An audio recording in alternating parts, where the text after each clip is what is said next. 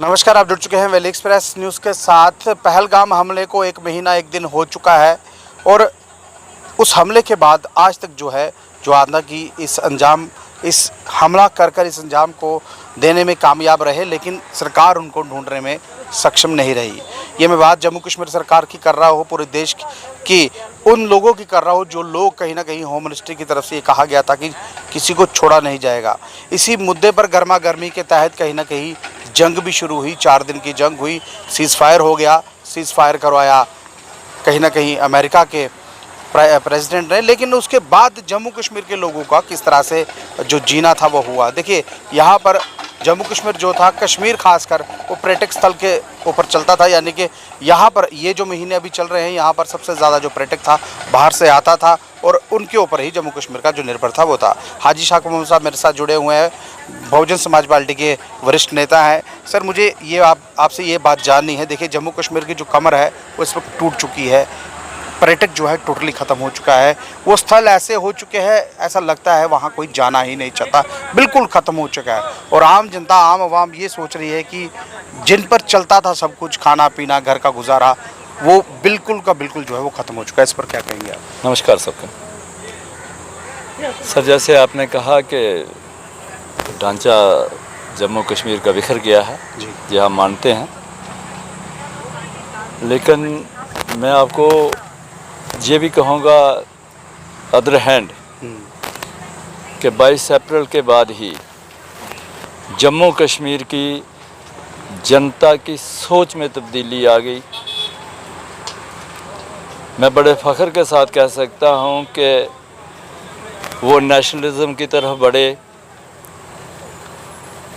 22 अप्रैल के बाद nation first हो गया, सरकार का समर्थन किया, स्टेट गवर्नमेंट का भी किया, सेंट्रल गवर्नमेंट का भी समर्थन किया। और सबसे बड़ी बात है कि जो आर्मर्ड फोर्सेस, हमारी जो फ़ौज बॉर्डरों पे आई, वो जम्मू कश्मीर की पब्लिक की हिफाजत के लिए आके खड़ी हो गई। बिल्कुल।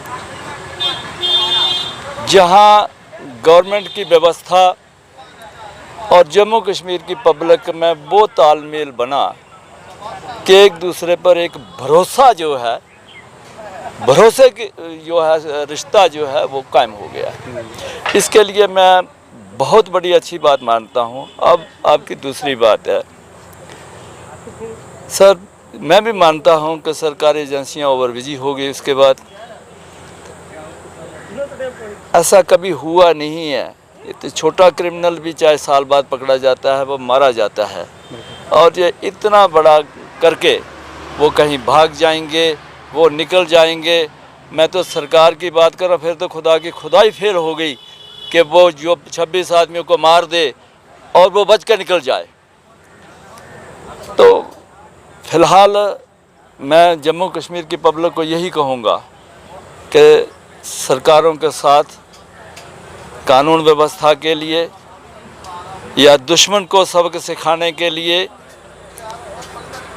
सब साथ इकट्ठे खड़े रहो। साथ सब खड़े हैं। देखिए, उमर अब्दुल्ला सेंटर के साथ खड़े हैं और जम्मू कश्मीर की जनता उमर अब्दुल्ला के साथ खड़ी है। और उमर अब्दुल्ला वहाँ भी पहुँचे जहाँ जहाँ ड्रोन से अटैक हुए, वहाँ पहुँचे, लोगों के घरों में गए, बंकर्स में गए। देखिए, उमर अब्दुल्ला जो भी है जम्मू कश्मीर के चीफ मिनिस्टर ज़रूर हैं और हर उस जगह जा रहे हैं, लेकिन ये चीज़ उनके मुख से ये चीज़ नहीं निकल रही, क्या उनको कुछ कंपनसेशन मिलेगा? देखिए, एक जगह पुंछ की बात की जाए तो लगभग 13 लोगों की जान चली गई है। एक घर के 2 बच्चे चले गए हैं। उनके पिता को 10 दिन के बाद बताया गया कि आपके बच्चे इस दुनिया में नहीं है। देखिए, बहुत अफसोस की बात है। क्या सेंट्रल गवर्नमेंट, क्या जम्मू कश्मीर गवर्नमेंट उनको कुछ दे सकती थी या कोई कंपनसेशन? देखिए, जान का नुकसान तो नहीं दे सकती, लेकिन कुछ तो कुछ देती। सर, जैसे ही ऑनरेबल चीफ मिनिस्टर जनाब उमर अब्दुल्ला साहब, अगर क्या वो गए हैं, बॉर्डर्स एरिया में गए हैं, पुंछ गए हैं, और भी बहुत सारे जहाँ भी कोई अफेक्टेड हुआ है वहाँ गए हैं, ये मैंने देखा है। बात फिर वही आ जाती है कि वो कोई अनाउंस क्यों नहीं कर पा रहे हैं, दे क्यों नहीं कर रहे हैं। भाई, जख्मी आदमी को मलहम पट्टी की जाती है, उसकी तो दवाई दी जाती है, वो आप क्यों नहीं दे रहे हैं? और मैं तो हैरान तब हो गया कि जब अब जिस दिन इन्होंने नेशनल कॉन्फ्रेंस की वर्किंग कमेटी की मीटिंग बुला ली और वहाँ पर जो रेजुलेशन पास कर रहे हैं, अरे भाई क्या होता कि एक कॉलम उसमें ये भी जोड़ देते कि इनको जो जिन लोगों ने जानें गंवाई हैं उनको एक अच्छा कंपनसेशन दिया जाए। दिया क्या जाए कि जो चीफ मिनिस्टर है रिलीज करवाओ। देने वाली, ऐलान करने वाली कौन सी बात है? चीफ मिनिस्टर को किसी को पूछना है क्या? लेकिन उन्होंने नहीं किया। एक दिन का स्पेशल सेशन भी लगा था, उस सेशन में अगर कुछ बोल देते या कुछ हो जाता, लेकिन हुआ कुछ नहीं। सर जो जनरल सेशन लगा हुआ था उन्होंने वहाँ कुछ नहीं किया, कुश्तियाँ करके भाग गए थे। एक दिन में क्या कर लेना था और नेक्स्ट ये क्या करने वाले हैं। और मुझे नहीं लगता है कि नेशनल कॉन्फ्रेंस, गवर्नमेंट जो लेड बाय नेशनल कॉन्फ्रेंस है, ये कुछ करने वाले हैं। और इनके पास कभी एम्प्लॉयमेंट के कोई प्रोग्राम पॉलिसी नहीं आती है, यूथ के लिए नहीं है, एजुकेशन के लिए नहीं है, हेल्थ के लिए नहीं है, एग्रीकल्चर के लिए नहीं है। इस गर्मियों में बिजली का प्रावधान करना है उसका नहीं है, पानी का कोई प्रावधान नहीं है। तो मुझे नहीं लगता कि ये गवर्नमेंट क्या करना चाहती है, खुद नहीं करना चाहती है या कोई इनके ऊपर कोई प्रेशर है।